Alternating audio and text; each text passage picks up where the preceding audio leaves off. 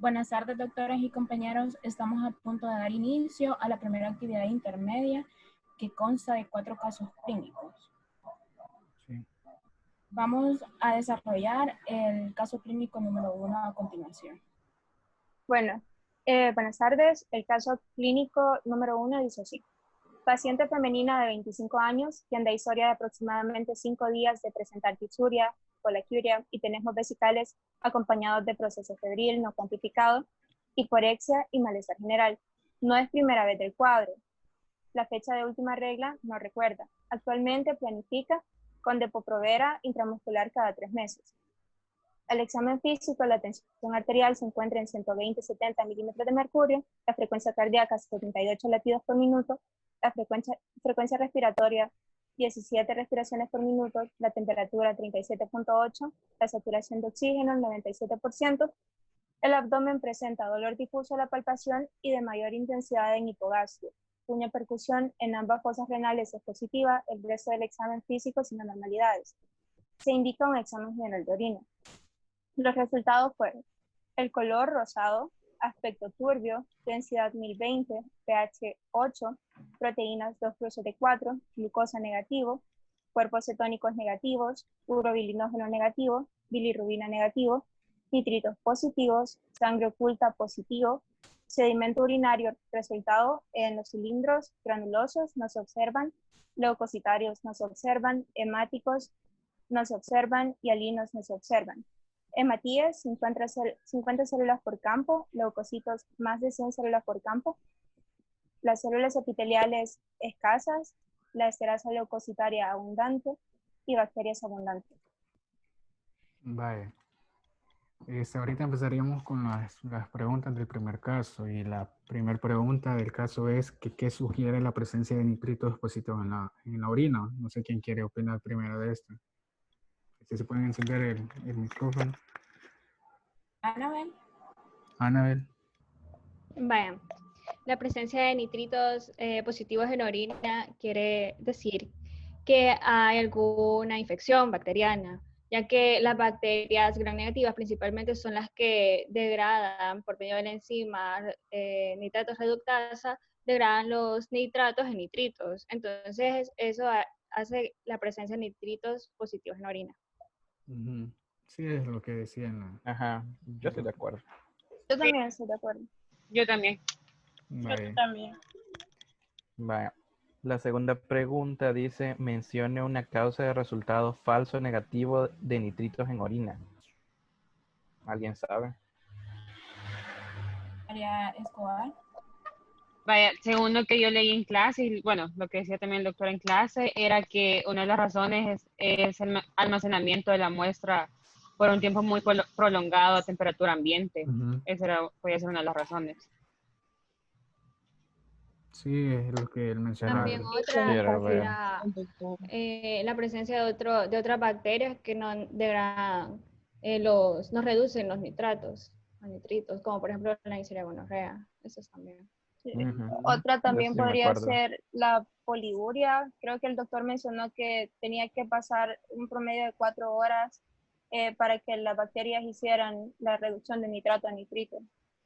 Sí.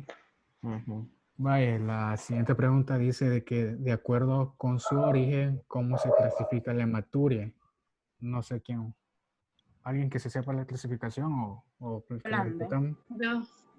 Bueno, en esta básicamente la clase la clasificaba como glomerular, renal o no glomerular y también la clasificaba, como de etiología urológica. Sí, eran las que mencionaban las clasificaciones principales. Sí, esa clasificación estaba. Entonces todos están de acuerdo. Sí, porque es lo que decía. Pues eso se va a ir en el trabajo. Dice, ¿qué entidades podrían causar una hematuria urológica en esta paciente? En la clase mencionaba que podía ser nefrolitiasis, pielonefritis, podría ser también cistitis e incluso un cáncer de vejiga. Sí, o sea, eran las principales que mencionaba que podía presentar hematuria urológica. Yo creo que con 4 estaría bien que pongamos. Sí, ¿cuáles Sí, con dejaríamos? esas. Las Creo cuatro que que dijiste, creo. podemos La descartar. pielo, la Nefrolitiasis, nefrolitiasis, Ajá. El cáncer. cáncer de... Cistitis. ajá. Cistitis. Y cáncer. Sí, esa, digamos. De ahí la quinta pregunta dice, ¿qué valor representan o qué significan las proteínas reportadas en el examen de la paciente en el que el caso presentaba que tenía proteínas reportadas con 2 cruces y dice que, digamos, una causa del proteinuria postrenal. Ah, vaya, miren, yo recuerdo que en la escala cuantitativa de proteinuria, las 2 cruces corresponden a 100 miligramos por decilitro. Y además, la causa de proteinuria postrenal podría ser los tumores de vejiga, si se recuerdan. Sí, Ujú. los valores así decía, de 100 miligramos por decilitro. Sí, yo también estoy de acuerdo con eso. Yo también. Sí, también. Bueno. Pues si todos estamos de acuerdo, pasamos a la siguiente. En el examen general de orina, la presencia de abundantes bacterias y células epiteliales abundantes en el análisis del sedimento, en ausencia de identificación de leucocitos, sugiere la siguiente condición. ¿Alguien sabe? Alexandra. Vaya, el doctor en la clase mencionó que cuando había presencia como de células epiteliales o bacterias, esto más que todo se daba cuando la muestra estaba mal tomada. Eh, no sé si recuerdan que él mencionó que teníamos que darle ciertas indicaciones al paciente como para que la muestra fuese tomada de la manera correcta. Entonces, ahí se podría incluir tal vez las indicaciones y otro factor que puede afectar es lo de cuánto tiempo permanece la muestra a temperatura ambiente. Si recuerdan, él mencionó como máximo 2 horas para que puedan Puede estar. usar esa muestra, si no, ya no es útil. Sí, es lo que mencionaba. No sé Ajá, si exacto. alguien opina o duda de... No, así es, de 2 a No. 3 horas, me recuerdo. Sí, con el periodo de tiempo es ese. Sí, esa razón. Eso. Vaya, en la siguiente pregunta, la número 7, dice, tomando en cuenta la sintomatología de la paciente y el resultado del examen general de orina, ¿cuál sería nuestra impresión diagnóstica de acuerdo a lo que manifiesta? ¿Qué opinan de ese? De la impresión diagnóstica. Espérame, quiero ver el examen. Ana, Pues yo pienso que es pielonefritis, o sea, por la clínica, ¿verdad? O sea, ahí no sé si alguien más. Aquí sí podemos Bueno. retomar lo que dice la pregunta 4, de cuáles son las posibles causas de una hematuria urológica. De Ajá, ahí nos acuerdo a podemos guiar, porque ajá, son como 4, creo que hemos puesto de las 4 opciones que podemos tener en cuenta, Anabel dice la pielonefritis. pielonefritis. Yo también creería que es pielonefritis según Sí me suena Y pielonefritis. todos apoyamos la pielonefritis, creo yo. O hay alguien Ajá. que no. Sí, No, o sea, yo digo, ¿verdad? Porque yo creo que todos apoyamos la pielonefritis porque por el puño percusión positivo. Porque, o la sea, sintomatología descartamos en base como a la cistitis sintomatología. y en el laboratorio, o sea, en el examen de laboratorio se ve que hay una infección. Solo que ahí hay la única diferenciación por clínica es que es una infección de vías urinarias altas, porque hay dolor en las fosas renales, en ambas fosas renales. Y una cistitis da más como el dolor suprapúbico y aparte no da fiebre, es raramente, ¿verdad? Y la pielonefriticidad. Y creo que con eso. Cosa que, bueno, creo que en Farreras es que está, que la pielonefritis, la mayoría se presenta por como infecciones de vías urinarias bajas a repetición, así como dice ahí arriba en el cuadro. Ajá, es cierto, ya me acordé que también puede que haya habido también una cistitis antes de la pielo, pero que por vía ascendente haya llegado a causar daño al tracto urinario alto, que es ocasionando la pielonefritis. sí, esas son las características principales en las que Sí. podemos ir identificando de acuerdo a lo que presenta el paciente. Nos quedaríamos con pielonefritis. Pielonefritis, Estamos con ajá. pielonefritis. Sí, pielonefritis. ¿Será, si lo traducimos sería la infección de las vías urinarias altas, hasta ahí nos quedamos. Sí. Ujú. Sí. Ajá. Ok. Vaya, de ahí, entonces, ¿cuáles serían los diagnósticos diferenciales para tomar en cuenta en este caso? Yo diría que también podríamos pues, pensar en una cistitis o en una nefrolitiasis. Sí, No sé yo qué piensan también. ustedes. Una nefrolitiasis, pero también el tipo de dolor de la nefrolitiasis es más intenso, o al menos eso decía también en la literatura, que la nefrolitiasis es un dolor que va aumentando de intensidad hasta el momento que es intolerable y no es algo que la paciente tenga también, entonces. Y también otro punto que en el examen de orina presentado no hay cristales, entonces.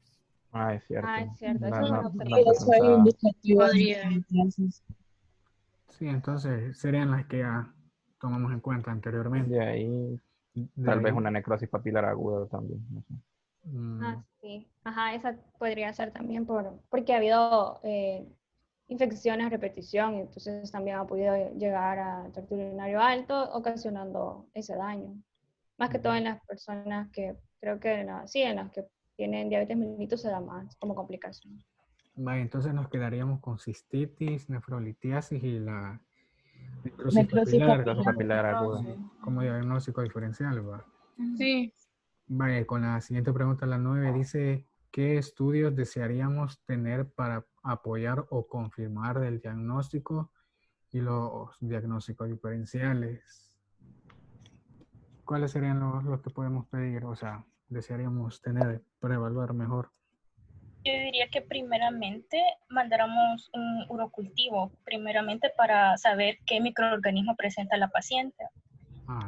También decía la bibliografía que se mandaba ese tipo de examen cuando había indicios de infección de vías urinarias, madisuria y fiebre de origen desconocido, que coincide también con el caso clínico, ¿verdad? Ujú. También un antibiograma para también determinar la susceptibilidad de la bacteria ante los antibióticos para poder dejar un tratamiento. Un tratamiento. Sí. Ajá, sí. También una ecografía para poder descartar la nefrolitiasis que había encasillado como diagnóstico diferencial y un pielograma intravenoso para descartar la necrosis papilar. Ujú. Sí, Yo igual estoy de pienso, ¿no? acuerdo. De acuerdo. Entonces, Ajá. tenemos los dos El exámenes urocultivo. para identificar la infección que tiene y otros dos para descartar los diagnósticos Los diagnósticos diferenciales. Para diferenciales. descartar. Ujú. Sí, yo considero que eso estaría bien para complementar. Sí. Vaya. Pues, y la última pregunta de este caso, si no me equivoco, sería, ¿a qué se llama infección de vías urinarias complicada? ¿Alguien sabe? Vicky, Vaya, estos se van a presentar casi siempre en pacientes que tienen alteraciones del flujo, alteraciones de lo que es un flujo de orina. Leyendo la clase se dice que complicaciones de infecciones de vías urinarias complicadas se dan frecuentemente en mujeres gestantes, también en hombres que puedan tener algún tipo de obstrucción, ¿verdad? También en personas que tengan algún trasplante renal reciente, en neuropatías obstructivas de causa neurológica, esas son las más principales. Cuando decíamos también que se encuentran, había un estudio que decía de que estas se van a dar más que todo en mujeres ya sean menores, o sea, decir rangos de edades de 20 a 30 años, ya que decía que ellas se encuentran en mayor vida sexual activa. entonces así acabamos este caso. Quedaría el caso así. Y así quedaría Sí. el caso. Estamos de acuerdo. ¿Alguna duda o algo? Ajá, ¿están de De acuerdo. acuerdo? De acuerdo con las respuestas. Sí, yo considero que sería lo de la piel y con los demás exámenes que desearíamos tener en cuenta, o sea, para descartar los diagnósticos diferenciales y tener en cuenta qué infección o qué microorganismo la está causando. Ajá, y también creo que ahí podría ser, o sea, por ejemplo, puede que sea una infección de vías urinarias secundaria a también a los mismos diagnósticos diferenciales, ¿verdad? Una Una nefrolitiasis, nefrolitiasis. ajá, y necrosis papilar. Ahí solo sería Sí, complementar con los demás exámenes que quisiéramos tener y ahí acabamos para con... confirmar, ajá. Ajá. Vaya. Pasamos al caso número Seguiríamos 2. con el caso 2. Sí. Bueno, el caso número 2 nos habla de una paciente femenina de 39 años de edad con historia de un mes de evolución de adinamia, fatiga, malestar general. Refiere la paciente que hace 2 semanas presentó 3 días fiebre intermitente no cuantificada, acompañada de escalofríos intensos, no diaforesis, vasodinofagia, por lo que consultó a una unidad comunitaria de salud familiar, donde le recetaron ibuprofeno 400 miligramos, una tableta cada 8 horas, por 3 días, más amoxicilina de 500 miligramos, una tableta cada 8 horas, por 7 días. La paciente refiere una leve mejoría del cuadro, sin embargo, hace una semana la paciente refiere empeoramiento del cuadro, aparecimiento nuevamente de proceso febril intermitente cuantificado en 38.5 grados Celsius, sin escalofríos ni diaforesis. La paciente refiere el aparecimiento de una masa a nivel de hemicoide izquierdo y agudización del malestar general, adinamia y fatiga. 3 días de tos productiva con expectoración amarillo verdosa en moderada cantidad. No hay congestión nasal, no hay rinorrea, no hay disnea, no hay petequias.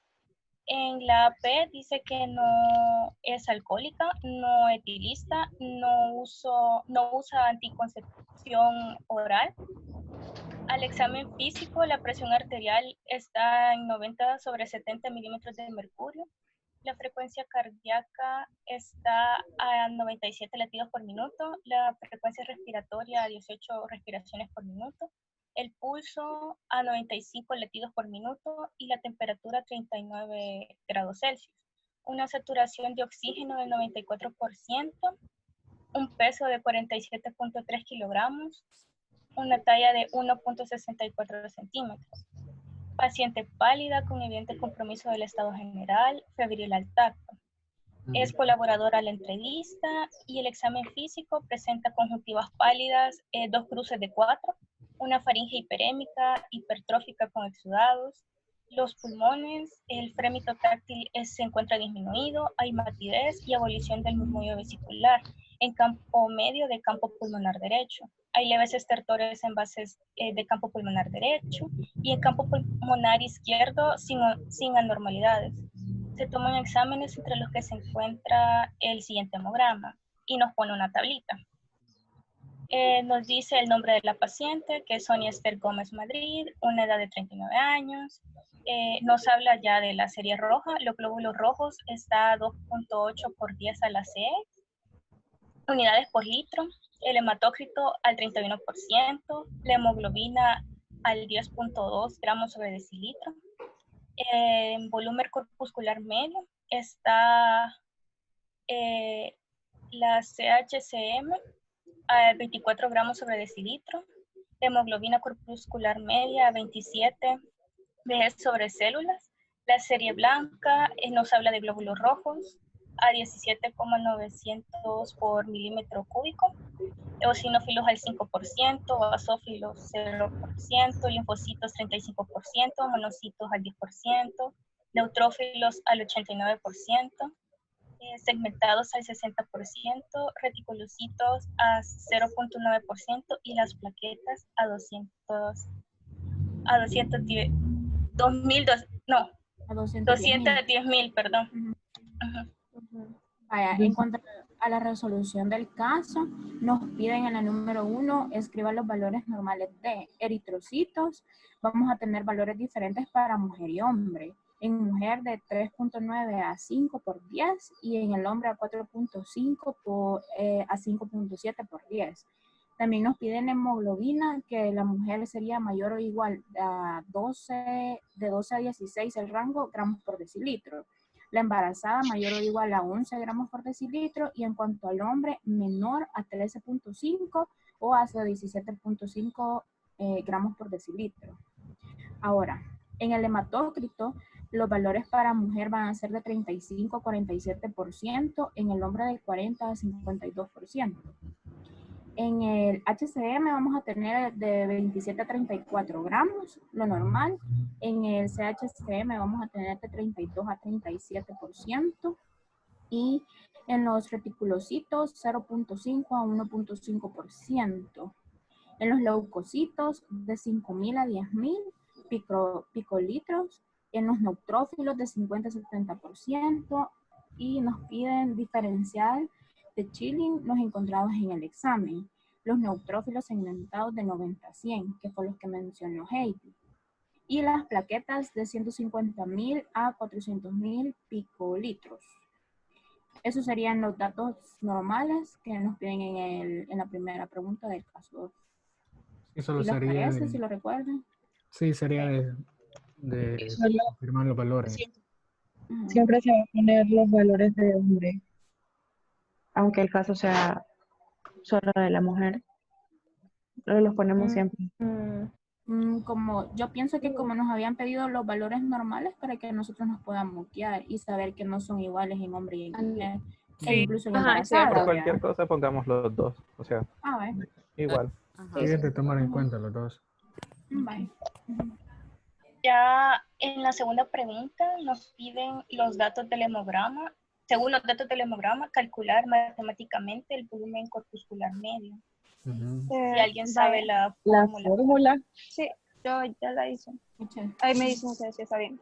Vaya, el volumen corpuscular medio, todos entendemos que es el promedio del volumen, o sea, del tamaño de cada eritrocito. Entonces, esto nos va a servir para determinar si es un macrocito, un microcito o normocito, o normocitosis. Ahora, para calcularla, la fórmula es igual al volumen corpuscular medio, es igual al hematócrito por 10 entre el número total de eritrocitos. En este caso, la paciente tenía un 31% de hematócrito. Eso se va a multiplicar por 10, lo que me da a mí 3.1.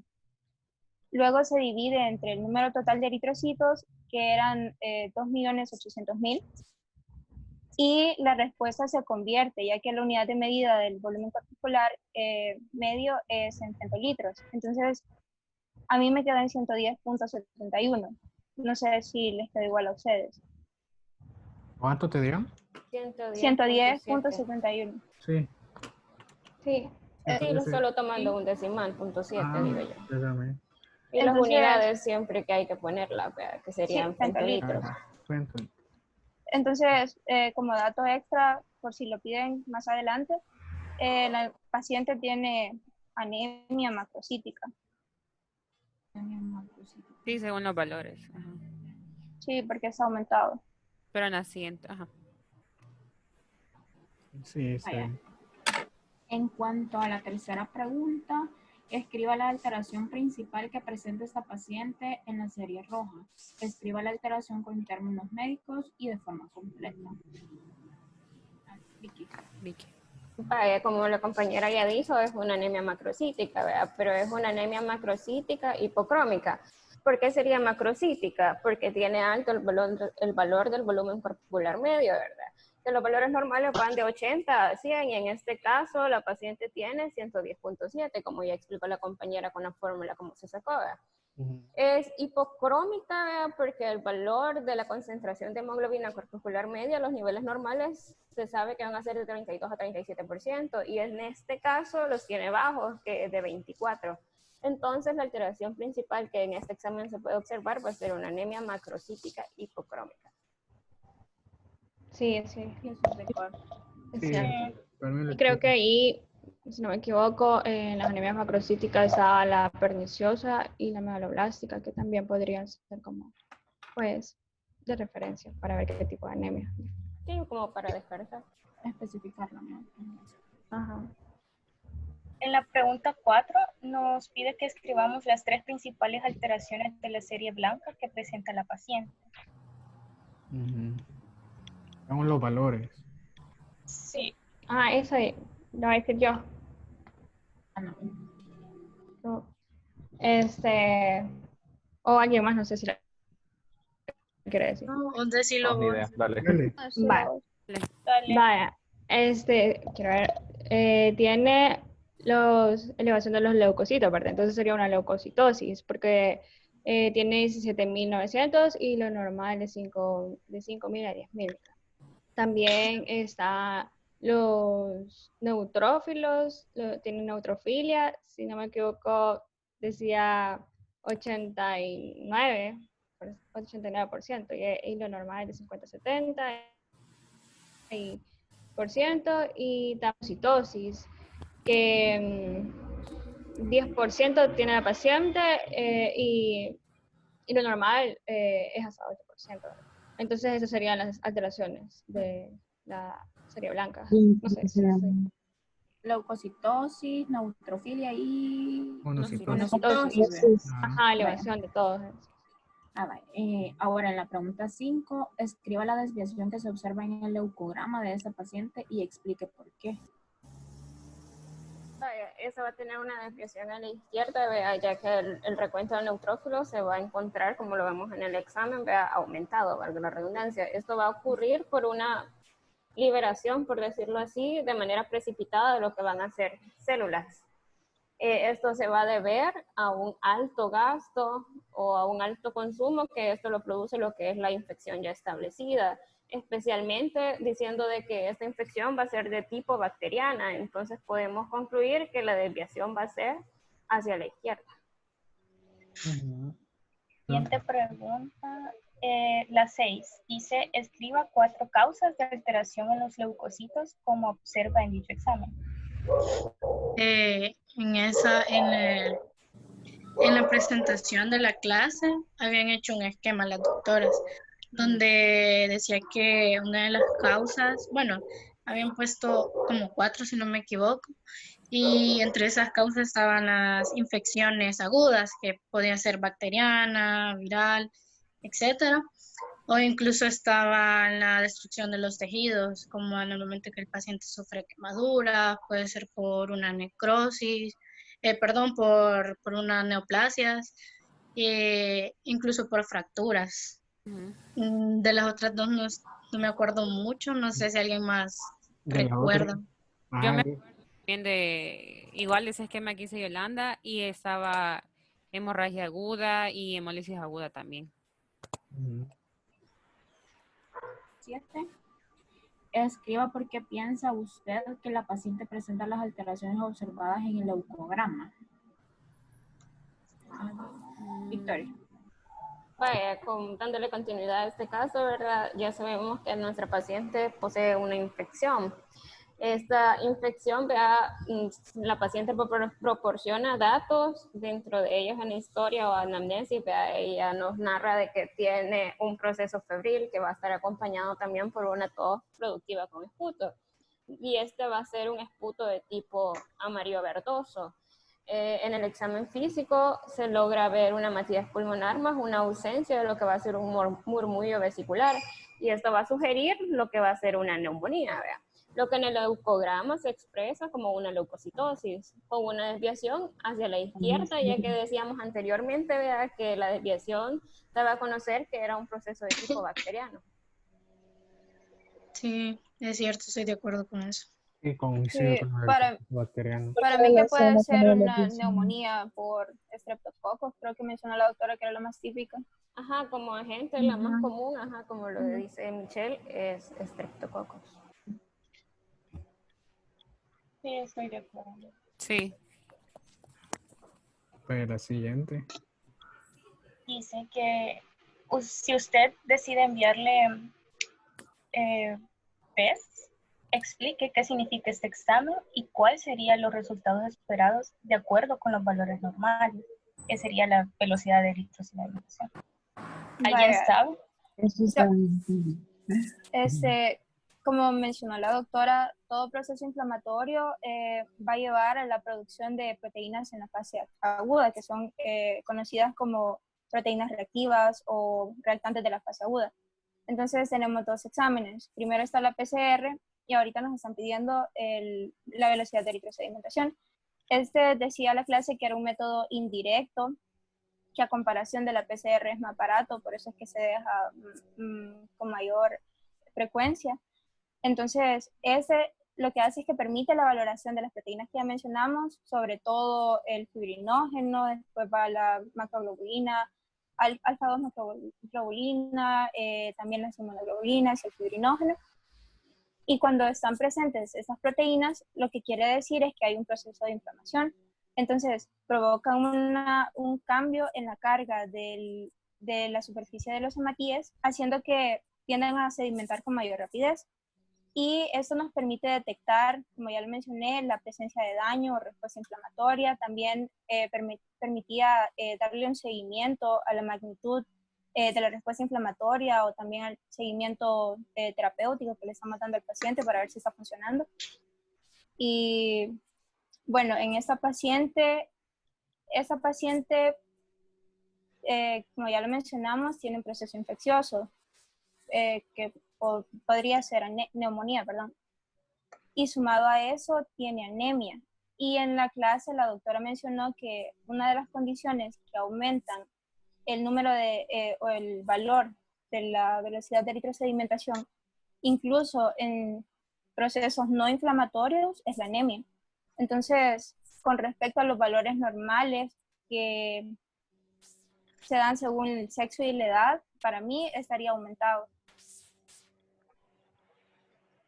que sería más de 20 milímetros por hora la velocidad. No sé qué les parece a Aumentado. ustedes. Sí. Aumentado. Según lo que te da el caso, sí.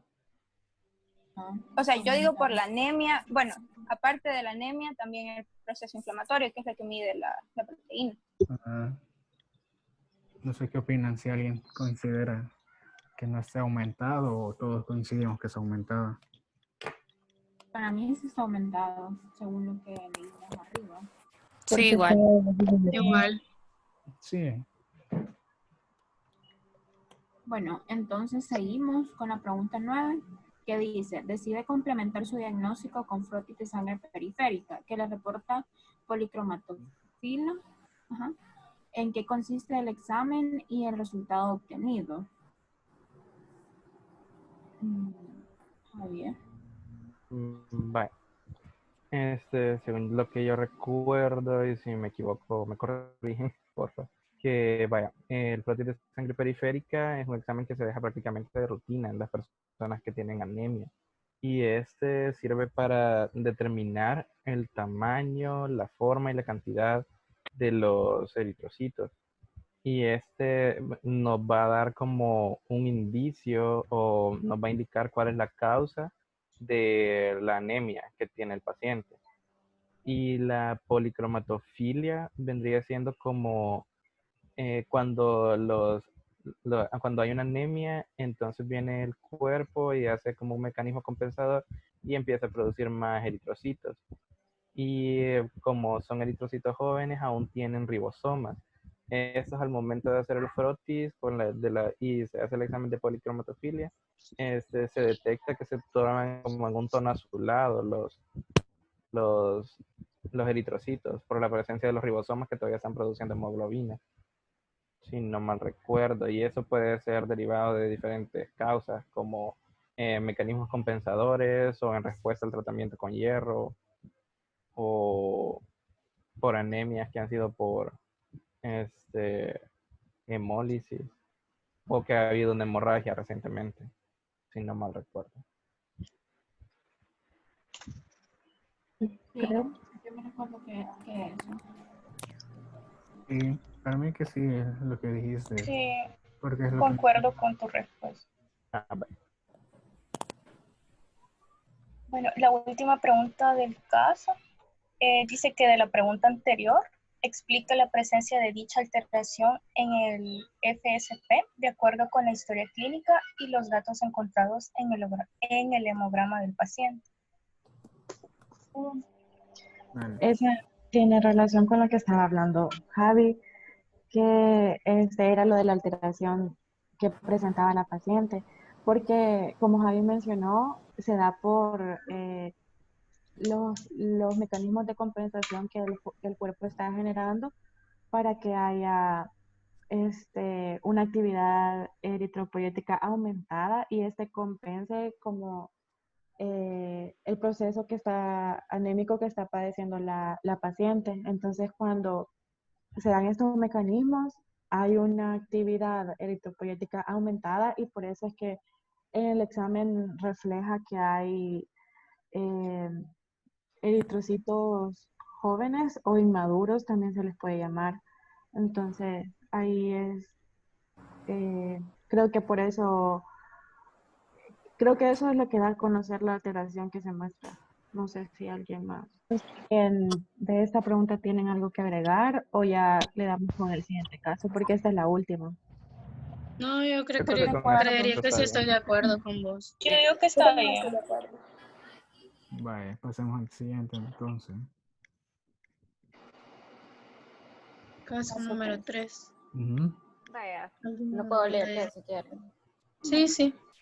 Vaya, caso número 3. Paciente masculina de 45 años, de edad, de nacionalidad chilena, quien llega a la emergencia con historia de 3 días de evolución, de evacuaciones diarreicas en moderada cantidad, color amarillo y olor fétido, de 5 a 7 evacuaciones por día. Concomitantemente, el paciente presenta un episodio de vómito postprandial de contenido alimentario, por lo que se automedica con Alcadé, una cada 12 horas, notando leve mejoría. Hace 2 días, el paciente inicia con un dolor abdominal difuso, tipo cólico más leve, proceso febril intermitente no cuantificado, acompañado de escalofríos y diaforesis. Refiere también, además, un día de evolución de malestar general.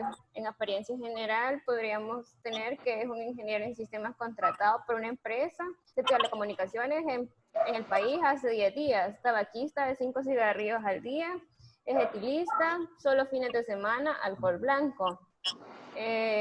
Tensión arterial 130 sobre 90 milímetros de mercurio, frecuencia cardíaca 91 latidos por minuto, frecuencia respiratoria 16 respiraciones por minuto, pulso 90, saturación de oxígeno 96%, temperatura 37.8 grados centígrados, mucosas secas, signos de pliegue negativo, distensión abdominal, peristaltismo aumentado, timpanismo aumentado, en flancos mesogastrio. Muestra también un aumento de sensibilidad dolorosa en flancos y mesogastrio. Vaya, si El quieres, resto del examen, no sé si alguien lo quiere leer. yo quiero. Vaya. En el examen macroscópico vamos a encontramos el color café, consistencia líquida, mucus positivo. En el examen microscópico, leucocitos de 6 a 8 por campo, hematíes 3 a 5 por campo, restos alimenticios macroscópicos y microscópicos abundantes. Ya en el examen parasitológico, metozoarios, no se observan ascaris lumbricoides, ni enterovirus, ni trichuris trichuria, y se observan levaduras escasas y flora bacteriana aumentada.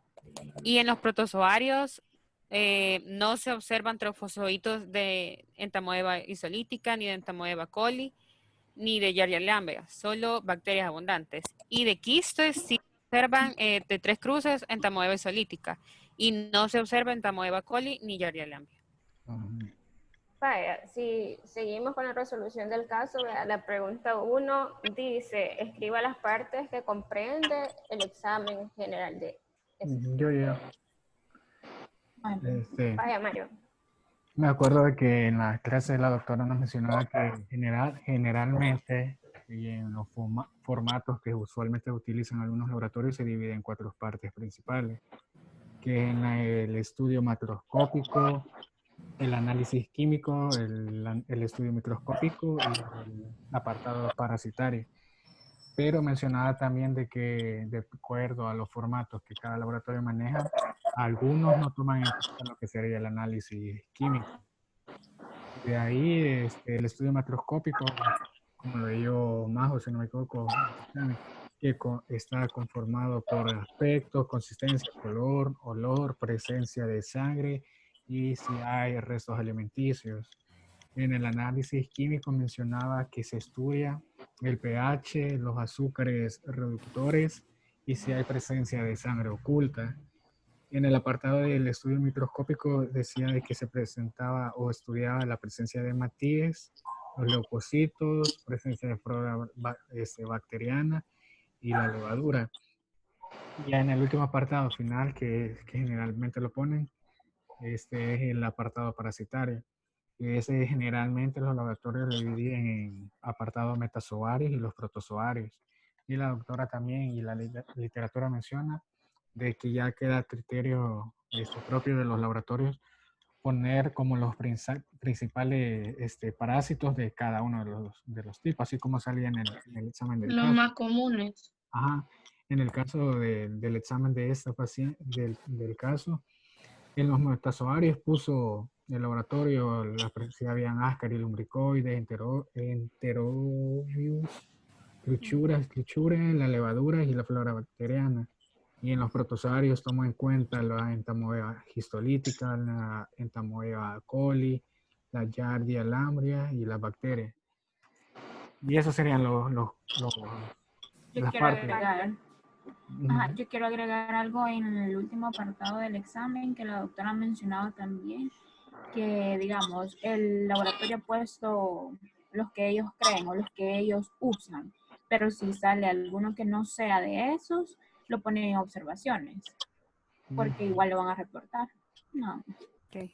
Yo creo que todos estamos de acuerdo con Sí. respuesta. Vaya, la pregunta 2 dice, escriba los resultados normales esperados en el examen general de heces. Debe ser. No sé, yo. Alexandra. Como mencionó Mario, vea que eran 4 componentes, el macroscópico, el químico, el microscópico y el parasitario. Entonces, lo normal que tenemos que encontrar en el macroscópico, hablando de consistencia, tienen que ser heces sólidas, bien formadas. En la clase nos mostraron la escala de Bristol, que son como 7 tipos, 7 clases. Y la doctora mencionó, bueno, también en la escala, menciona que la consistencia ideal es los tipos 3 y 4, que son como lisas y suaves. Eso sería como lo normal en la consistencia. El color, pues tendría que ser un marrón, color marrón, O que café explicaba también fuera. o café. Que la doctora explicó que eso se daba porque el paciente estaba con una dieta balanceada, una dieta equilibrada y saludable. En el olor, si no me recuerdo, no tiene que presentar un olor fétido, fuerte o desagradable. Entonces, eso, y en la presencia de los restos alimenticios, lo que se espera encontrar es como un líquido que sea homogéneo, y si por un dado caso se encuentran restos alimenticios, si no mal recuerdo, pueden ser como fibras o semillas, ya que esos como que no se degradan bien en el proceso de la digestión. Así le entendí yo. Creo que esos son los que se incluyen en el microscópico. No sé si se me quedó alguno. Sí, yo quería agregarte que te faltó la presencia de sangre. Es cierto. Ujú. Eso recalcó la doctora, que no teníamos que confundirlo con la sangre oculta, creo. Entonces, la sangre en el macroscópico no tiene que estar presente, ¿es cierto? Y creo que solo eso serían. Ya después se pasa al análisis químico, que ahí se evalúa el pH. Tiene que ser neutro o ligeramente alcalino, pero no demasiado, sino que ella recalcó que tiene que ser ligeramente. También se incluyen los azúcares reductores, no tienen que estar presentes en un examen de heces normal. Y como mencioné, la sangre oculta, si no mal recuerdo, mencionaba que era como normal que menos de 2 mililitros podían estar presentes como en evacuación diaria, pero ella mencionaba valores de 2.8, ya se consideraban como patológicos. Creo que solo esos iban en el Incluso químico. creo que en el pH, no sé si ella lo mencionaba, creo que sí lo mencionó, o lo leí en la clase 1 de 2, que creo que el pH normal es de 6 a 8, y mayor a 8 ya sería muy alcalino. Ya es patológico. Ujú. Creo que esos parámetros son los del químico, no sé si me hizo Sí. falta. Yo quiero agregar otros dos, que faltan los otros 2 componentes que mencionó Mario, que ya vendría siendo el estudio microscópico y el parasitario. Por lo menos en el estudio microscópico lo que se va a evaluar son las hematíes, las levaduras, los leucocitos, incluso la flora bacteriana. En eso más que todo, dentro de lo normal, mencionaba la doctora que las hematíes tienen que ser de 3 hematíes por campo. En el paciente se puede observar en el examen que son de 3 a 5, entonces creería que están levemente aumentados. Luego con los leucocitos, lo normal de observar en el examen, según lo que recuerdo, es de 4 células por campo. Y el paciente, si no mal recuerdo, tenía mucho más que estas. Incluso con la flora bacteriana, o sea, aunque no tiene relevancia clínica, porque ella decía que no tenía mucha relevancia clínica, lo normal es que en el examen la pongan como normal. En caso de estar aumentada, ya decía que en estos casos el paciente la presentaba aumentada porque estaba pasando por un proceso diarreico. Ya con las levaduras, mencionaba que habían escasas, moderadas y abundantes, que las escasas son de 0 a 8 por campo. Y luego las moderadas eran de 9 a 18 por campo. Y las abundantes ya eran 19 o mucho más levaduras por campo. Y ya en el estudio parasitario, lo normal sería obviamente no encontrar parásitos, porque de encontrarlos quiere decir que el paciente está sufriendo una parasitosis, o no necesariamente una parasitosis, perdón, pero ya significaría que el paciente tendría que desparasitarse antes de que este parásito le produzca una patología. ¿Qué Sí, sigue? Y para mí está bien todo lo que han dicho porque han abarcado todos los apartados. Ajá. Sí, esa Creo que queda completo lo normal, no sé. Seguimos con la pregunta 3. Sí. Sí, sí. Vaya. La 3 decía, escriba las alteraciones que usted encuentra en cada una de las partes del examen general de ese anterior. Vaya, esa yo quería responder. Y así como dijo Alexandra y Yolanda, si comparamos, por ejemplo, en el estudio macroscópico, lo primero que puedo encontrar es la consistencia, ¿verdad? Porque en el paciente son heces líquidas y lo normal es que sean o sólidas, blandas, pero bien formadas. De ahí el otro en el estudio macroscópico sería la presencia de mucus, que eso ya nos puede como alertar de que el paciente está sufriendo de un estado inflamatorio en el sistema digestivo. Esas dos encuentro en el estudio macroscópico. Luego en el estudio microscópico también la alteración que hay en los leucocitos y en los hematíes, que no son normales. También la presencia de restos alimenticios abundantes. Y si comparamos también el aumento de la flora bacteriana. Eso encuentro yo en el estudio microscópico. Y en el estudio parasitario, pues las 3 cruces que presenta ahí en tamoeba histolítica. ¿En quistas? Ajá, sí, de quistas, perdón, en tamoel. No sé si ven alguna otra alteración ustedes. O... Sí, creo que también mencionaron cuando leyeron el examen que también además de los restos que se veían, restos alimenticios microscópicos, también se observaban macroscópicamente. Creo Sí, que solo eso serían. Sí, ¿verdad? Solamente eso. Sí, solo eso. Vaya, entonces pasamos a la pregunta 4. Escribe cuál es la causa que usted encuentra para los restos alimenticios abundantes, macroscópicos y microscópicos. Vaya, esto se va a deber más que todo a lo que va a ser una alteración en un incremento de lo que es el tránsito colónico, que esto lo que va a producir en sí es una mala digestión y también una mala absorción, y es por ello que se va a deber la presencia de los restos alimenticios abundantes en lo que es la muestra fecal. Sí, considero lo mismo. Sí, yo también. Pasamos a lo siguiente. Sí, tenemos la dicha. Vaya, no sé si la leo también. La pregunta 5. Describe en qué categoría de la escala de Bristol se encuentra la consistencia de las heces que presenta el paciente. Va, entonces es la tipo 7 que dice que es acuosa, sin trozos sólidos y líquida. Para mí esa es, que es la última. Ajá, y algo que agregar ahí, si no mal recuerdo, la doctora mencionaba que el caso 7 se podía deber, se va más que todo por la diarrea, por algo infeccioso o incluso por procesos diarreicos tipo cólera. Entonces, eso sería en la interpretación del examen. Pero sí, con el paciente sería el tipo 7, porque cuando lo describieron en el caso, decía que era el líquido. Sí, yo también concuerdo, no sé si todos concordamos con esa. En eso sí. Sí, Sí, Yo estoy de en eso acuerdo, fue lo que porque dijo la doctora, ajá, que era vaya, proceso solo infeccioso. Ah, vaya. Entonces pasamos a la siguiente.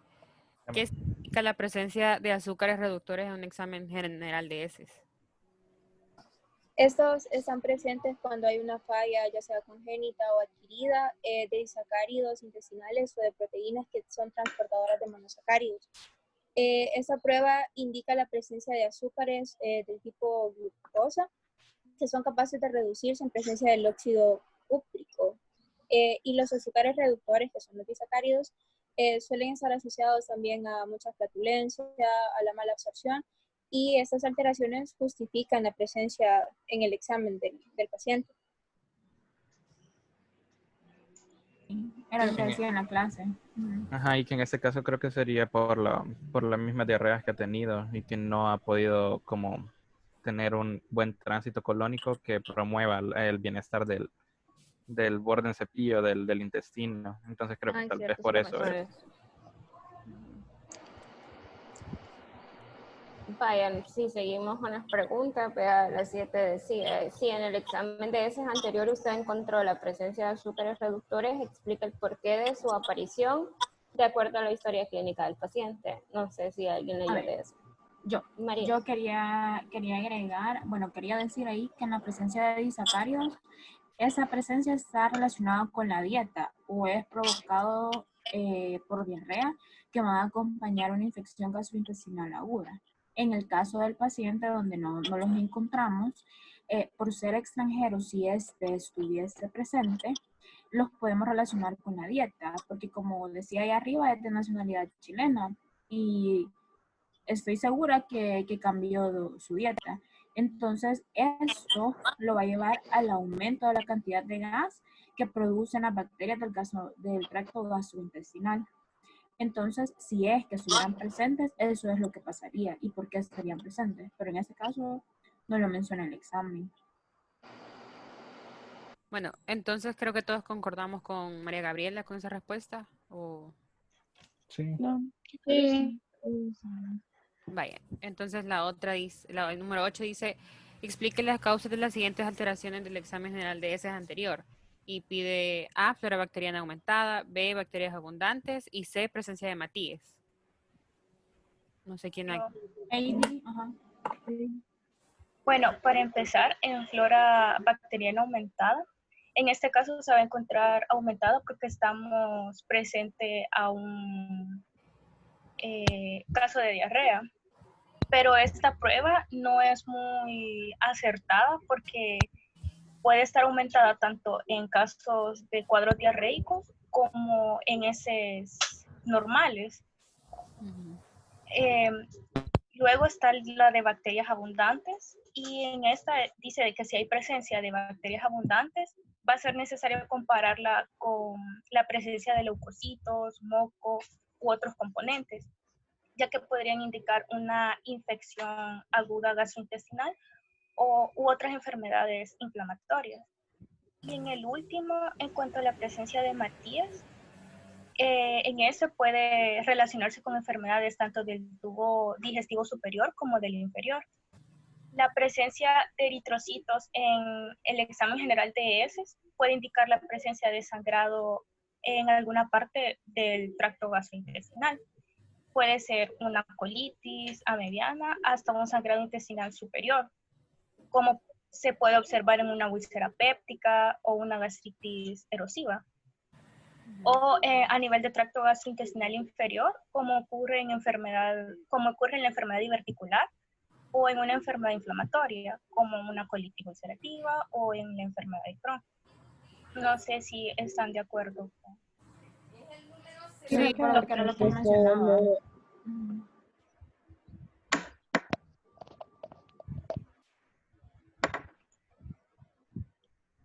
Nadie va a agregar algo más.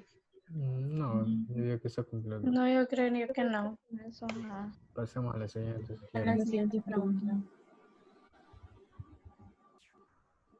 No se te escucha, es Vicky. que Ya. La 9, ¿en qué consiste Víctor está hablando, se un escucha. coprocultivo? ¿Cómo justifica su identificación?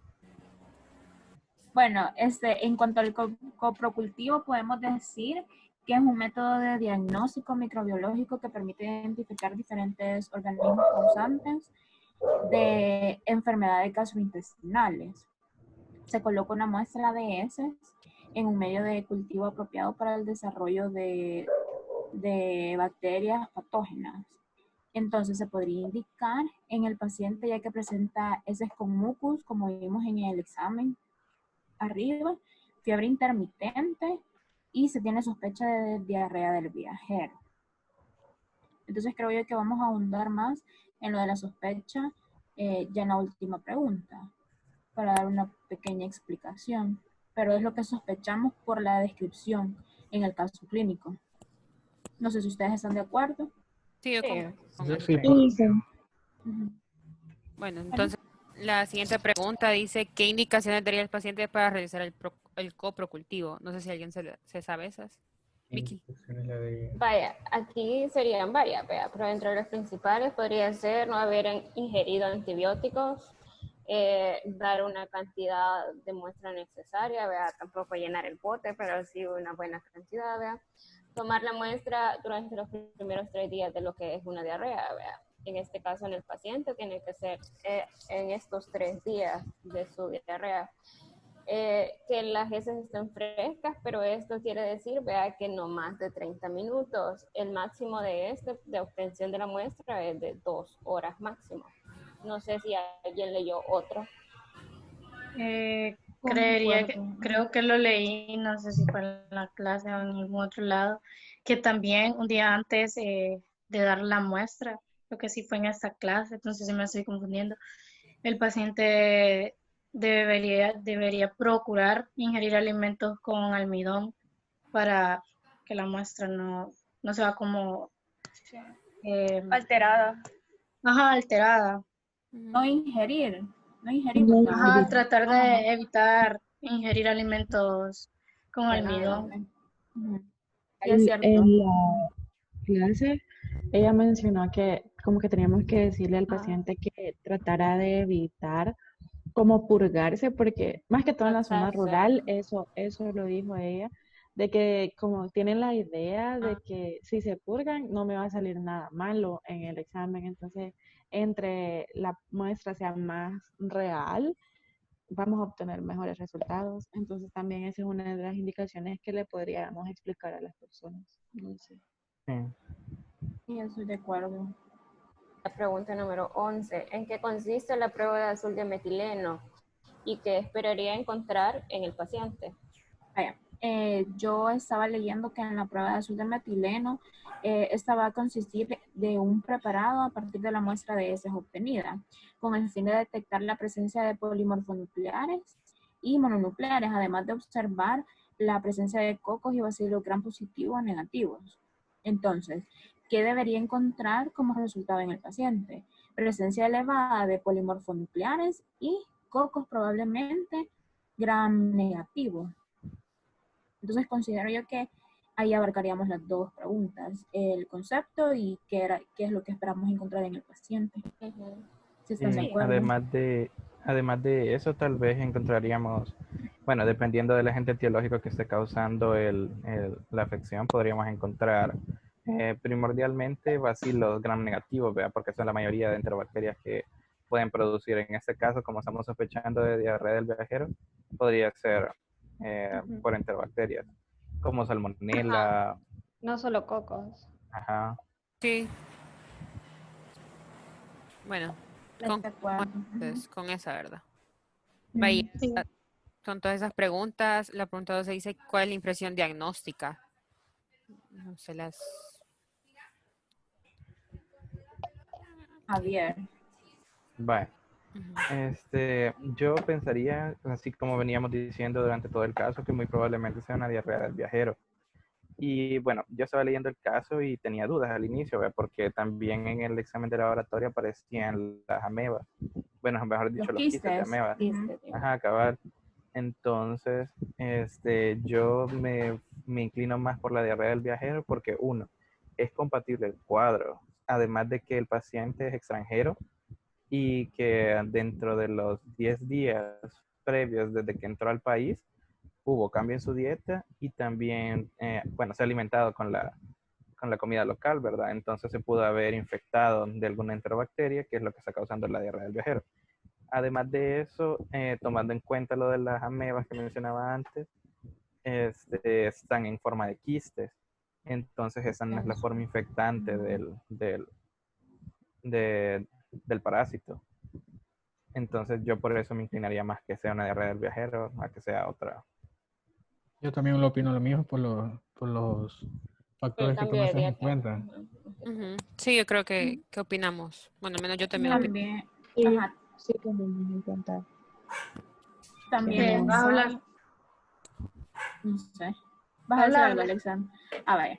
También también pienso que en el caso podría decir que, digamos que fuera algo parasitario, que después de que consumió algo en la calle específicamente, él presentó todos estos signos y síntomas, pero no define algo específicamente. Entonces yo concuerdo también que es diarrea del viajero por el cambio de dieta que tuvo.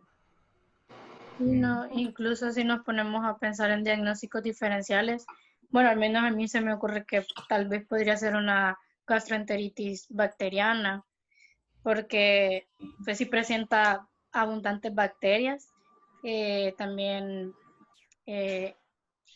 ha presentado vómitos, diarrea, entonces también tiene como similitud Sí, sí. con la sintomatología de la patología.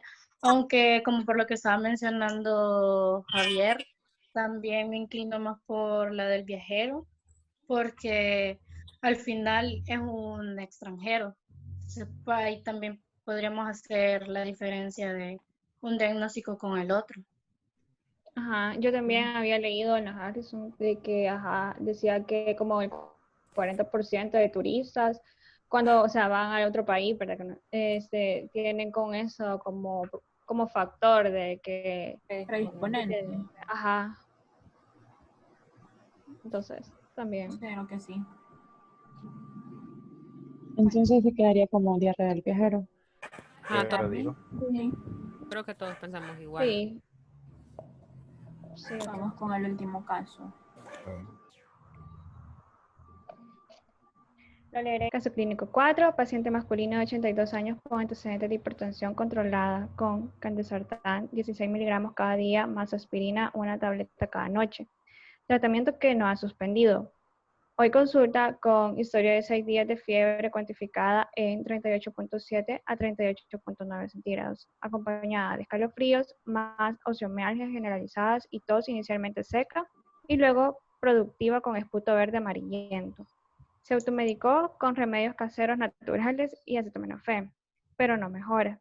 Desde hace 3 días presenta dolor en región torácica inferior izquierda, que se exacerba al respirar y toser y se acompaña de dificultad respiratoria no relacionada con los esfuerzos. Consultó en unidad de salud y dijeron que era gripe y le agregan un jarabe para la tos, pero no mejora y decide consultar. Al examen físico, paciente alerta y orientado en 3 esferas presenta frecuencia respiratoria de 24 respiraciones por minuto, en la presión arterial 150-90, temperatura 39.1 y la saturación de 94%. Ligera disminución en expansión de mi tórax izquierdo sin signos de dificultad respiratoria a la palpación. Hay parámetro táctil aumentado en el lóbulo izquierdo inferior. El lóbulo izquierdo inferior. Hola, ¿me escuchan? Sí, Hola, sí, sí. sí. Vaya, Pero en la base izquierda hay abolición del frenito táctil. A la auscultación presenta estertores crepitantes en base izquierda. En base izquierda y en la parte más inferior hay abolición de ruidos respiratorios. A la percusión hay matidez en base izquierda con columna sonora. No hay soplos, no ingurgitación yugular ni edemas. Se envía la radiografía de tórax posterior anterior y algunos exámenes de urea, que es 20 miligramos por decilitro. Vaya, Yo que Mario puedes le compartir. voy a compartir la radiografía para que podamos ir viendo los hallazgos. Las anormalidades. Les aparece todo, ¿sí, verdad? Sí. Sí. Vale, si hacemos énfasis en la radiografía, no sé si le quieren tomar screen o foto para que lo tengan ahí a la mano. Sí, aquí lo tengo. Ustedes me dicen en qué momento quieren que lo quitemos para que sigamos discutiendo. Vaya. Eso es la radiografía. Menciona que presenta la urea de 20 miligramos por decilitro. Y los valores del examen. El paciente está orientado en la tres esferas, presenta la frecuencia respiratoria, la presión arterial 150-90, mencionó un proceso febril y la saturación en 94%. Tenemos la edad del paciente, 82 años, con antecedente de hipertensión arterial que ha estado controlada. ¿Qué más podemos resaltar de este caso? Menciona también la línea de disminución de la expansión del hemitórax izquierdo sin los signos de dificultad respiratoria. No hay La abolición. El frenito táctil aumentado. En el lobo La matidez. izquierdo. Hay matidez. Matidez en base Abolición creo que mencionaba en la base del... Sí, En la percusión hay hay matidez. abolición. Con columna sonora. La mayoría de las hallazgos al examen físico lo orientamos hacia el lado izquierdo, ¿verdad? Ujú.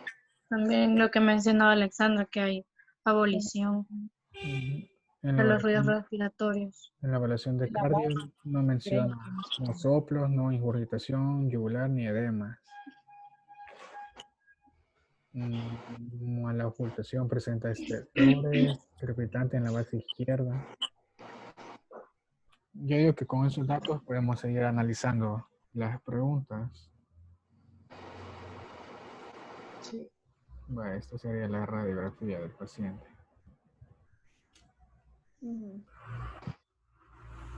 La radiografía posterior anterior. Iniciemos si quieren las preguntas de este caso. Bueno. Para la resolución del caso, en la primera nos pide cuál es la sospecha diagnóstica. Nos pide que realicemos claves diagnósticas, formulación de problemas e hipótesis diagnósticas. Entonces, no sé quién quiere aportar. Iniciamos entonces. Bueno, yo puedo iniciar con la... Menciona la pregunta número 1 de que hagamos la sospecha diagnóstica utilizando las claves diagnósticas, formular problemas y las hipótesis, así como en OSO. Si observamos la radiografía, una de las sospechas y en cuanto a lo que hemos leído de las clases de la radiografía de tórax, los hallazgos, lo que es normal y lo que sería lo anormal, y si sumamos la clase de nosología de pulmones, la clase de pulmones, los síndromes pulmonares, podemos ir pensando en que se trata de algún derrame, un derrame pleural paraneumónico del lado izquierdo, porque de ese lado es donde está manifestando al examen físico que le hemos realizado. No sé si alguien más opina de algo en cuanto a la sospecha diagnóstica. Yo estoy de acuerdo, o sea, veo según la radiografía se nota el derrame y que es secundario a una neumonía, porque también Ajá, porque por el ahora proceso Sí. febril.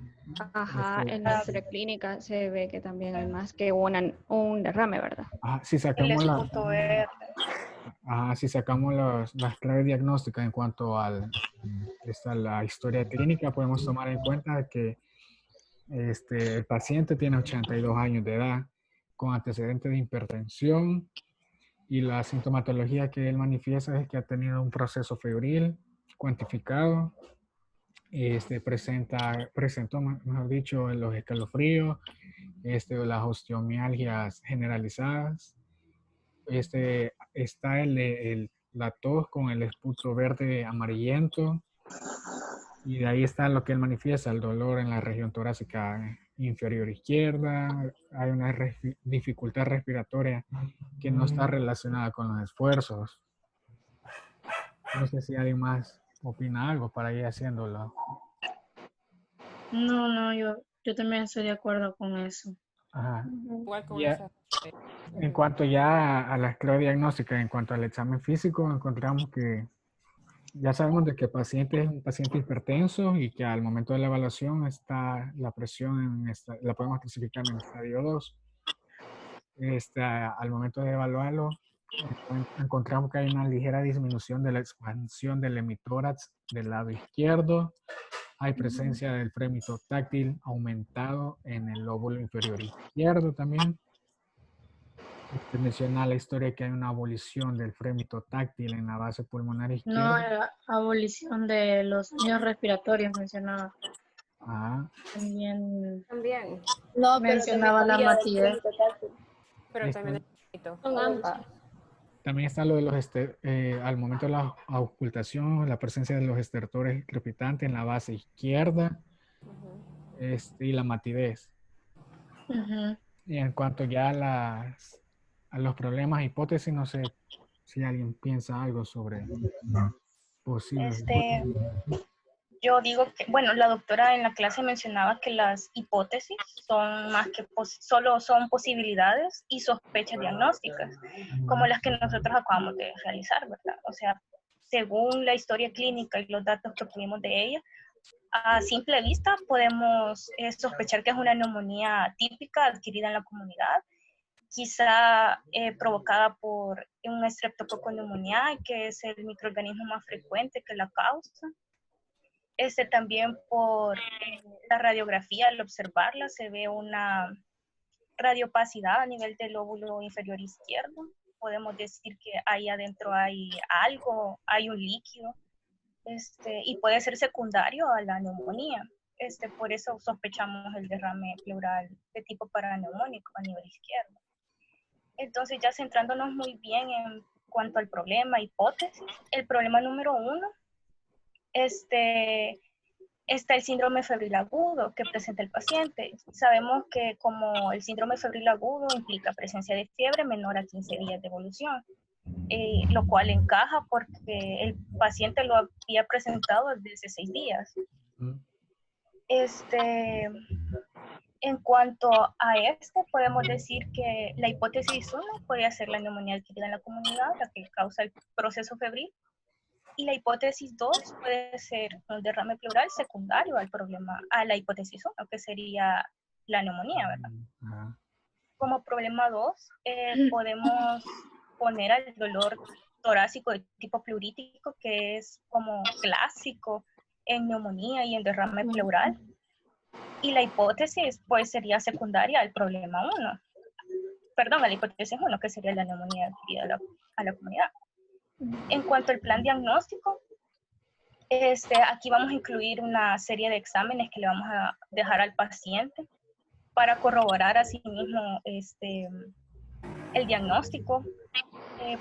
Podemos dejar un hemograma completo, un examen general de orina, una toracocentesis, que como lo mencionaba Farreras, una punción pleural a nivel del derrame se indica como estudio inicial para poder diagnosticar y corroborar el diagnóstico de derrame pleural.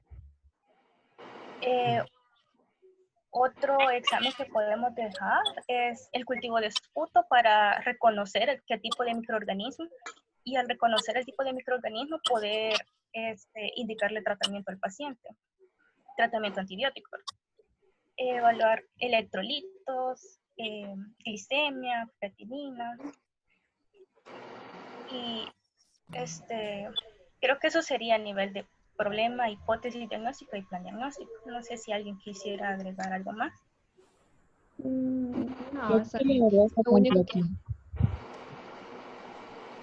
Yo opino lo mismo de la importancia de tomar en cuenta la toracocentesis, la evaluación completa de exámenes de laboratorio. Yo había leído que parece que la toracocentesis era como se hacía para ver si era transudado o exudado, ¿verdad? Y ahí están las causas de exudado y transudado, y pues nosotros tenemos como un exudado porque es la neumonía, ¿verdad? Entonces esa causa se encuentra como un exudado. De ahí se mandaban en la toracocentesis como que es como que sirve para mandar por la lactato deshidrogenasa y las proteínas pleurales son las que ayudan más a poder llevar el tratamiento también del paciente.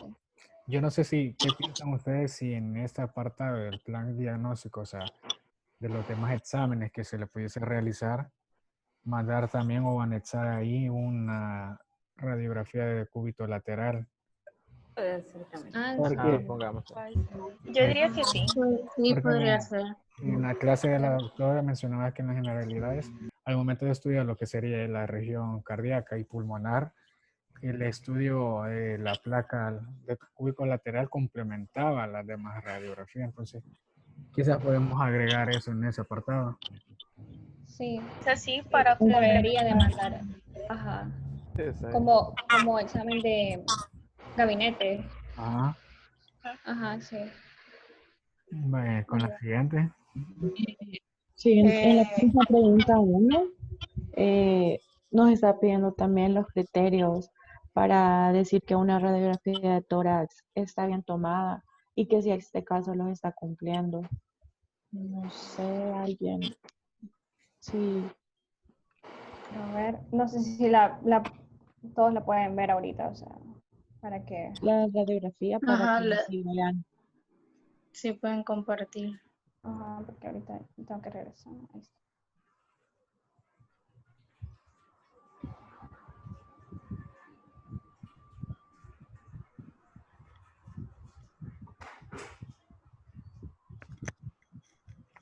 ¿Pudieses compartirla?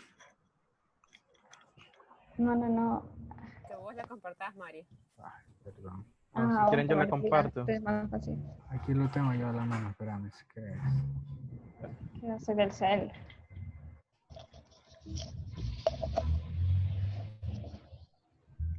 Ahí está.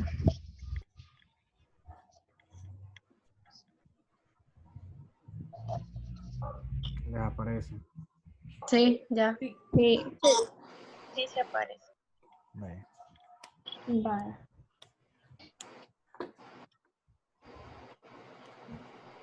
No sé si alguien va a opinar respecto a esto. Vamos en la pregunta 2 que dice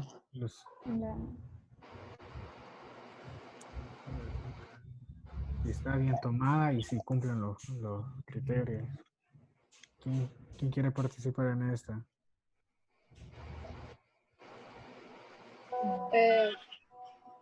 Para mí que no está bien tomada. Primero porque el de la penetración, primero el criterio de la penetración y tampoco el de la inspiración no se cumplen. No sé ustedes qué opinan. Porque en el de la penetración se deben contar de 9 a 10 espacios intercostales.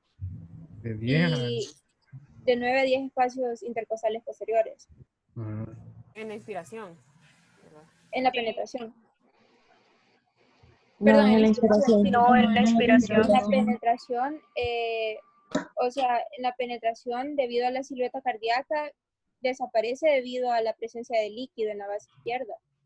Y lo normal es observar 2/3 del corazón al lado izquierdo de la línea media y 1/3 a la derecha de la línea media. Para mí que no se cumplen esos dos criterios. Sí, yo igual pienso que no. Sí, es cierto. Sí. Y ahí, Ahí dice. nos quedamos con eso nada más. No sé si alguien va a agregar algo más. O Yo solo digo esa que dos. tampoco está centrada, diría yo, porque se tienen que lograr ver las caras mediales de las clavículas y los procesos vertebrales, y yo no logro observar clavícula. O sea, los procesos, las caras mediales no las observo. Serían como en esa región acá que se deberían de ver. Ajá, que como que se encuentren. Ajá. Y yo no logro ver. Es cierto, no se ve bien, creo. ¿Qué otro punto de vista? A ver.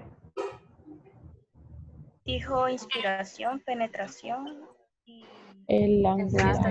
El centraje. ajá, ajá. En cuanto a la magnificación, no sé si han comprendido ese apartado de que es lo de que algunas estructuras Bueno. pueden dar la falsa idea de que estén incrementadas de tamaño. Ajá. Como en el corazón. Ah, Sí. ahí, en la región. O sea, alguna estructura que nosotros veamos que esté incrementada. Yo digo que no, porque no se logra ver. Sí, Hay borramiento. si estudiamos, digamos, lo que dice en la clase, de que si estudiamos por partes y estudiamos la región del mediastino, a falsa idea a simple vista podemos entender quizás de que el corazón está un poco agrandado. Pero puede ser secundario al diagnóstico La, diagnóstica la que misma tenemos. afección que tiene el paciente. Ah, de ahí es de que si comprobamos el estudio, o sea, si hay una estructura magnificada, que sería, por ejemplo, una cardiomegalia, tendríamos que estudiar el índice cardiotorácico. Ajá. Pero Sí. no sé si han leído algo sobre el índice cardiotorácico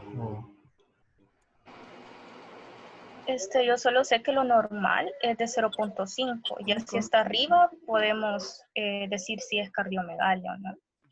Sí, yo lo mismo. Sí, yo me acuerdo. también. Ajá. Y que para sacar el índice, si no me recuerdo, es entre lo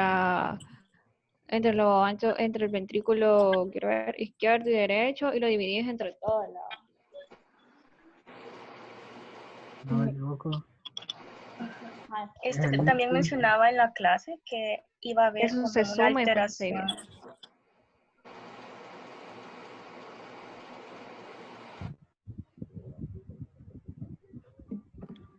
Bueno, entonces si quiere pasemos a la siguiente pregunta para seguir estudiando este caso. Si quieren también ayudo a leer. Muy bueno. La pregunta 2 dice que si esta radiografía tiene el signo de la silueta. ¿Y en qué consiste? Que se copie la imagen y se señale donde creamos nosotros que se encuentra la silueta, en caso que se encuentre. Vaya. Para mí sí lo tiene. ¿En qué consiste? Pues el signo se basa en el hecho de que cualquier estructura intratorácica normal o patológica que se encuentre en contacto con el borde cardíaco, el diafragma o la aorta y que posea la misma densidad radiográfica que las estructuras mencionadas, borrarán sus bordes en contacto. Entonces, no sé si me puedes poner la imagen. ¿Cuál? ¿Esta? Sí.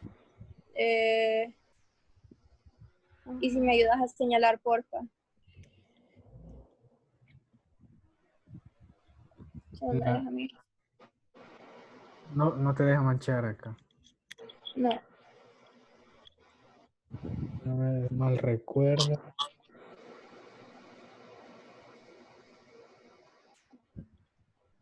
Vaya, por ejemplo, ese sería el borde de la aorta descendente, el que acabas de manchar. Ujú. El que estás manchando ahorita sería el menisco en el seno costofrénico frénico lateral izquierdo, Ujú. que eso es lo que era sugerente del derrame pleural. Y si puedes hacer la línea, porfa, bueno, la línea inferior sería lo de la opacidad que se ve en la base izquierda, que borra el contorno diafragmático. Esa sería la opacidad, ¿verdad? Ajá, sí, Este sería el que vi. el menisco en el seno costofrénico lateral. Eso es lo de la aorta. Sí. No sé si todos están de acuerdo con esto. Ajá. Sí. Sí. Bueno, otra pregunta es, Dice si logra observar la tráquea y la carina, pide que copie la imagen y señale con una flecha. Entonces también necesitamos Este, que marque ahí quería mencionar que como la radiografía está mal tomada, pero ahí donde está señalando está la tráquea y en esa parte de arriba, de abajo, perdón, está la carina. Entonces podemos ver ahí como lo marcó Mario en la forma de la desviación. yo quisiera, bueno, no me acuerdo ahorita, pero sí sé que en el video mencionaba la doctora, de que a nivel de las carinas, que sería la bifurcación, ¿cuál de las dos estaría un poco más proyectada hacia arriba o está un poquito más arriba, la izquierda o la derecha? No. Creería yo que la derecha, si no me Yo creería la derecha La también derecha. por lo que estás marcando ahí. Sí, de ahí. aunque, bueno, no sé si quería opinar algo, pero aunque ahí también se puede ver que la tráquea está un poco desviada. No sé si le puedes hacer zoom. Ajá, vaya, que se ve un poco desviada, pero eso si no mal recuerdo tenía que ver con que, bueno, si estamos sospechando de un derrame pleural, en este caso sería por la misma patogenia de la enfermedad, Ujú. que esto se desvía hacia el lado del pulmón que está sano. Y eso era algo que había visto también, que era como algo que lo diferenciaba de la telectasia, que al contrario de la telectasia se iba al lado del pulmón afectado. Sí, tienes razón porque también lo había leído de eso. De ahí, la siguiente pregunta.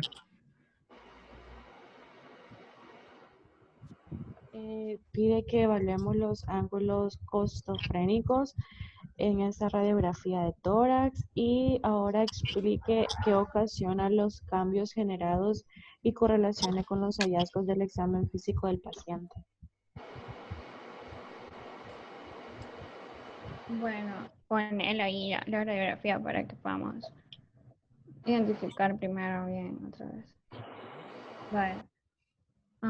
Bueno, yo veo que obviamente va a estar la alteración ahí, que no está radiolúcido, que está radio opaco y sabemos que debería estar radiolúcido, ¿verdad? Y pues justamente hay una condensación en el lóbulo izquierdo por lo mismo en la consolidación. Y pues en el examen físico, por ello pues encontramos también en la palpación disminución de fremito táctil, en la percusión matidez y en la auscultación también disminución vesicular, ¿verdad? Murmullo vesicular, perdón. Y quiero ver, no sé, eso ya es relacionado con la exploración física. No sé qué más podríamos agregar.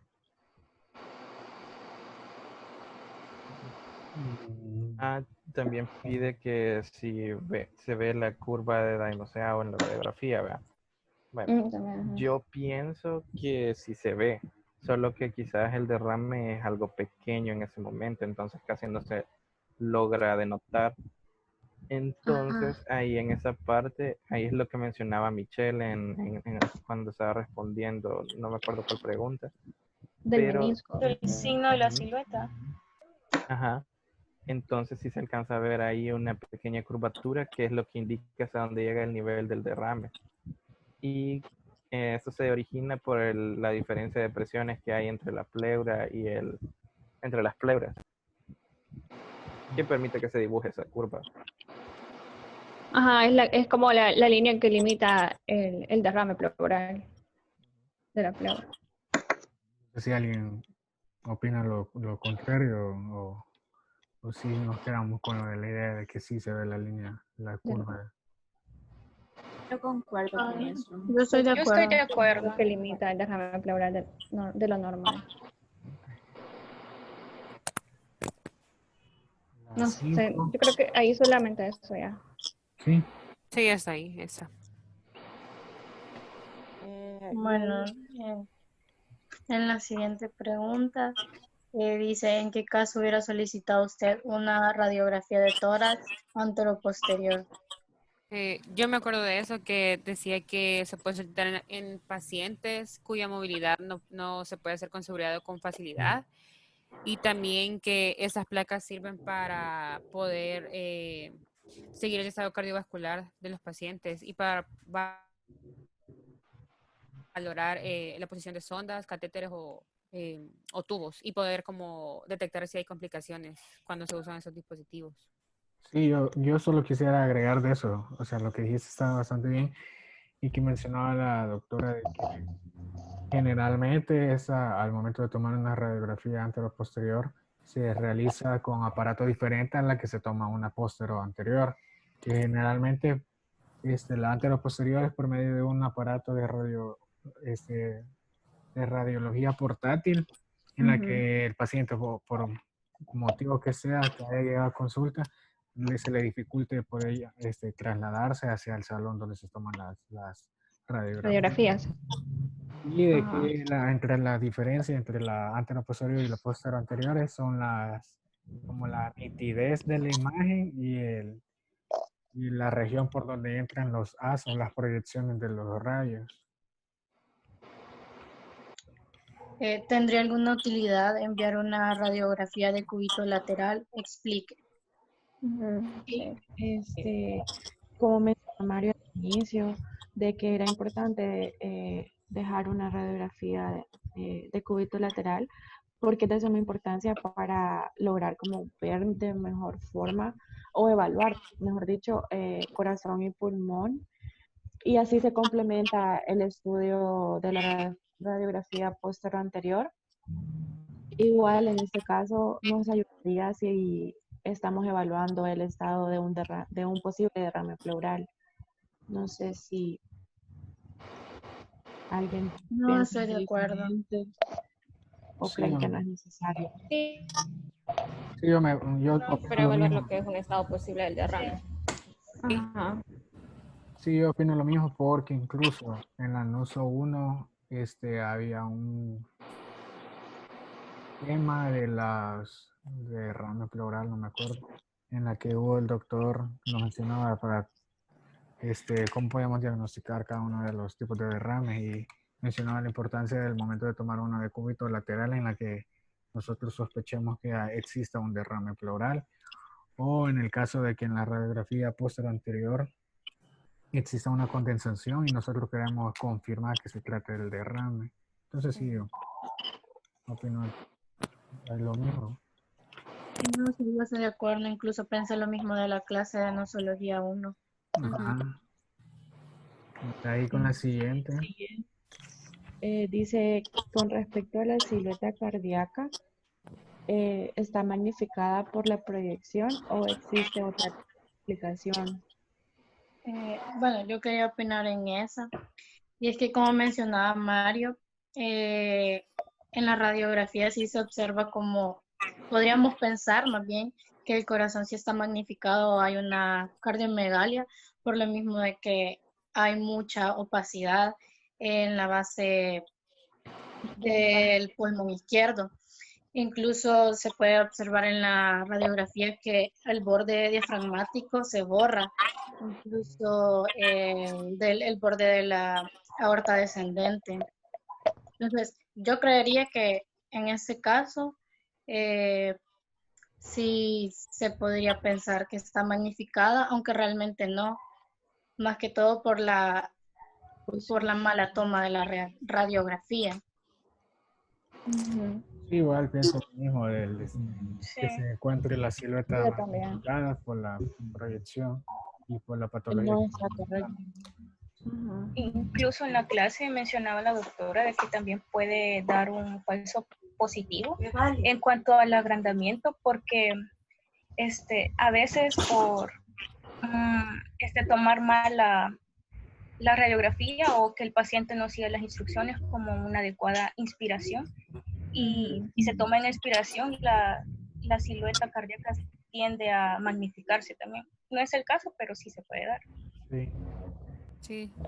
Sí, es cierto. No sé si alguien Yo más creo o seguimos con la...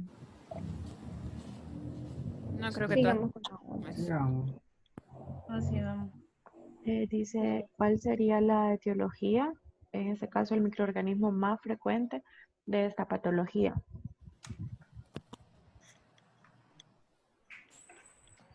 ¿Quién quiere opinar? ¿Tengo alguna? Nadie va a opinar si no lo puedo hacer yo. o sea, sería... Y bueno, como mencionaba Heidi al principio, que al menos el microorganismo más frecuente con respecto a neumonías era Streptococcus pneumoniae. En cuanto Sí, sí, que se Sí, va a eso lo iba a encontrar, mencionar ¿verdad? también. Yo estoy de acuerdo. ¿Por qué? Yo estoy de acuerdo, porque sí, Porque es se como nota que es una neumonía adquirida en la comunidad y Sí. muy probablemente sea ese. Y esto se encuentra en un 20 a un 60% de los casos, que es el más prevalente. sí, porque, o sea, en la clase de la neumonía del siglo pasado se dividía en las neumonías típicas y las neumonías atípicas. Y que de acuerdo al tipo de la radiografía o de lo que nosotros vayamos viendo de que el paciente nos manifiesta, podemos ir pensando qué microorganismo generalmente nos puede provocar eso. Y sí, en cuanto a la pregunta que dice cuál es el más frecuente, la literatura sí nos dice que es el que dijo. Streptococcus pneumoniae. Ajá. Sí. Sí, yo creo que ahí no tenemos dudas en nada, porque sabemos que de la comunidad la clasificamos según según típica, la verdad, el microorganismo. Y Sí. nada más. La siguiente. Entonces sigamos. La siguiente sería, ¿podría recordar y utilizar algunas escalas predictivas o pronósticas en este caso para saber la mortalidad y evaluación del manejo, ya sea en casa o al momento del que el paciente esté ingresado? Para mí, bueno, no sé si les parece bien, podemos usar Fine o podemos usar CURV 65. Para mí la más práctica sería CURV 65, no sé qué les parece a ustedes. Sí, Para mí también. Por lo mismo que toma menos tiempo realizarla. Sí, incluso bueno, la... y este, recordando los criterios. Bueno, si quieres hablar. perdón, no de eso de que mencionaba una asociación americana de que recomendaba mejor el uso de la CUR 65 por los factores que tomaba en cuenta y que calculaba mejor la tasa de mortalidad y cuál sería el manejo adecuado del paciente. Sí, bueno, recordando los criterios en cuanto al paciente, hay que tomar en cuenta si hay confusión, el nitrógeno ureico en sangre que sea mayor de 19 miligramos por decilitro, también la frecuencia respiratoria, si es mayor o igual a 30 respiraciones por minuto. También hay que tomar en consideración la presión arterial sistólica, si es menor de 90 milímetros de mercurio, o una presión arterial diastólica menor o igual a 60. Y también, por último, la edad si es mayor o igual a 65. Y cada una vale un punto. En cuanto a este paciente, para mí se aplica la de la urea en sangre, porque el paciente mencionaba la historia que tiene 20 miligramos por decilitro. Y también se cumple lo de la edad mayor o igual a 65, el paciente tiene 82 años. Sí. Entonces, yo le doy 2 puntos y el manejo sería hospitalización corta, pero seguimiento estrecho. Y en cuanto a la mortalidad, sería igual a 6.8%. 6.8%. Sí. Yo así. opino lo mismo De también. acuerdo. En cuanto a esa escala, Estoy de sí, acuerdo. es lo que nos dice la tasa de mortalidad y la recomendación a seguir, el ingreso hospitalario por periodo corto y la recomendación es estarlo vigilando. Sí. No sé si van a agregar algo más o pasamos ya. Creo que Quizás está. solo agregar en lo de la escala de Fine, necesitaríamos muchos más valores de laboratorios para poder hacer completa la escala. Y entonces solo nos quedamos con la CUR 65 porque tenemos los valores en el caso. Sí, porque Sí. Sí. Ok, entonces ya creo que esta es la última, la de 10. Dice en la siguiente imagen, señale a qué corresponden los números morados y los números celestes. Si quieren, podemos hablar de, bueno, les puedo hablar en este y discutimos si opinan lo mismo. A nivel de los números morados, que son del 1 al 10, mencionaba aquí podemos identificar primeramente que se tratan de los arcos de las costillas, que se dividen en los arcos anteriores y en los arcos posteriores. De acuerdo a la identificación de esa radiografía, podemos decir de que se trata de una radiografía con proyección póstero-anterior, una PA, en la que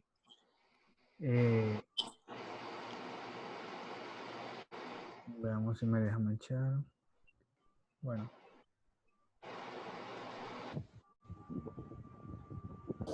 Bueno, no me deja. No puedo hacerlo con el lapicito de Zoom. Ajá, es mejor así. Bueno, aquí si siguen la flechita. Los números del 1 al 10 representan o están señalando lo que serían los arcos posteriores de las costillas.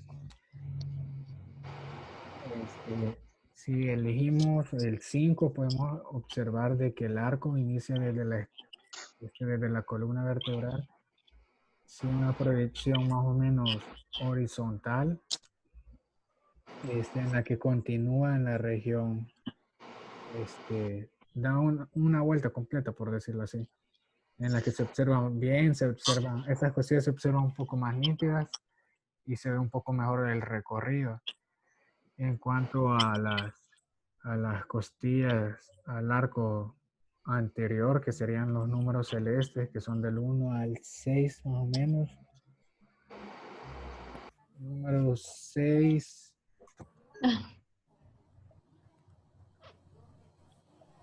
6, 7 y 8 más o menos.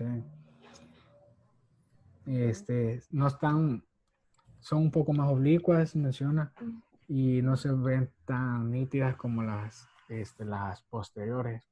Lo que yo entendí de que por qué una se ve mejor y la otra no, es por lo menos que ya habíamos hablado de las formas de cómo se toman o cómo los rayos los rayos X impactan en la parte posterior del cuerpo, lo que serían de que las primeras en recibir las proyecciones serían las costillas posteriores y por último los últimos rayos impactarían en las costillas anteriores. Y que eso explicaría como el motivo del por qué unas se ven más nítidas y otras no. No sé si alguien difiere de la idea de lo... Estoy de acuerdo. Estoy de acuerdo. Entonces, solo eso Igual se yo quiere estoy de acuerdo. explicar. Bueno, entonces damos por finalizada la resolución de los 4 casos clínicos. Sí, ya finalizamos. Sí. Sí. Pero de acuerdo con lo que hemos dicho, con lo que hemos acordado, definido, Con los con diagnósticos todos los que hemos casos. puesto. Creo que está bien. Andamos a hacer Ajá, yo el trabajo. también. Entonces Sí, yo nos también. despedimos hasta aquí y gracias por Sí. haber estado todo este tiempo. Bye. solamente. Eso es todo. Gracias.